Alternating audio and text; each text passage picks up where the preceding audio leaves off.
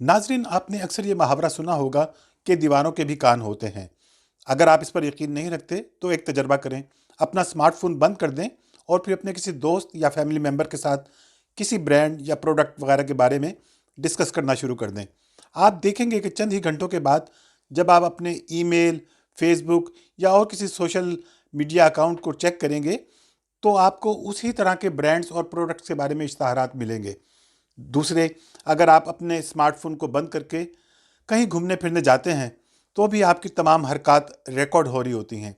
शायद आप में से अक्सर ने हर माह के आखिर में गूगल की जानिब से एक ईमेल ज़रूर वसूल की होगी जिसमें आपके तमाम महीने की मूवमेंट को बताया गया होगा कि आप कितने किलोमीटर पैदल चले और आपने कितने किलोमीटर का सफ़र कार पर किया।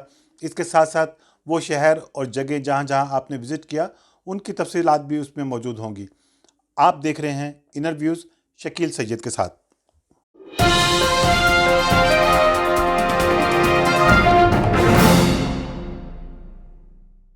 डिजिटल इंपीरियलिज्म का नज़रिया जो मैंने अपने पहले प्रोग्राम में पेश किया था, आज अपनी डिस्कशन में मैं आपके सामने एक नतीजा रखूंगा।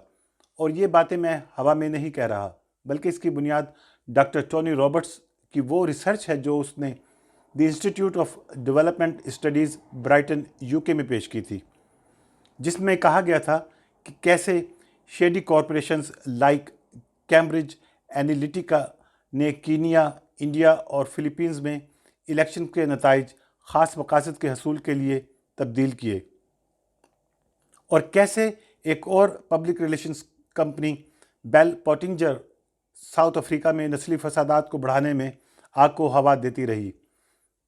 फेसबुक की तेज़ी से बढ़ती हुई मकबूलियत को ग्लोबल वॉइसेस ऑर्गेनाइजेशंस ने डिजिटल कॉलोनियलिज्म से ताबीर किया है। इसके साथ साथ फॉरेन पॉलिसी मैगजीन में इसे ए डिक्टेटर्स ड्रीम ट्रू कहा गया।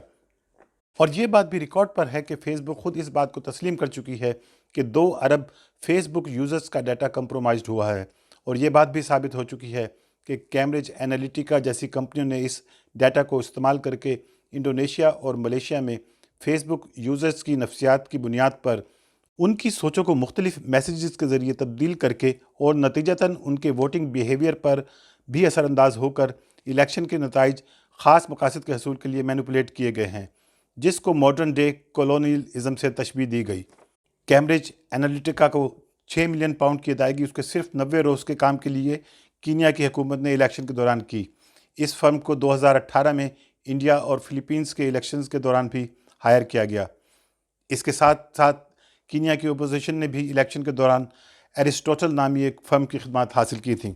इस स्टडी में ये भी बताया गया है कि शवाहिद से ये बात साबित हो चुकी है कि म्यांमार, इथियोपिया और साउथ अफ्रीका में नस्ली फसादात को हवा देने के लिए बाकायदा सोशल मीडिया की कैंपेन्स डिज़ाइन की गई थीं, जिसमें बेबुनियाद ख़बरों की भरमार कर दी गई। इसके साथ जेंडर बेस्ड वायलेंस को हवा दी गई और वुमेन एक्टिविस्ट और सियासतदानों को भरपूर अंदाज में तनकीद का निशाना बनाया गया।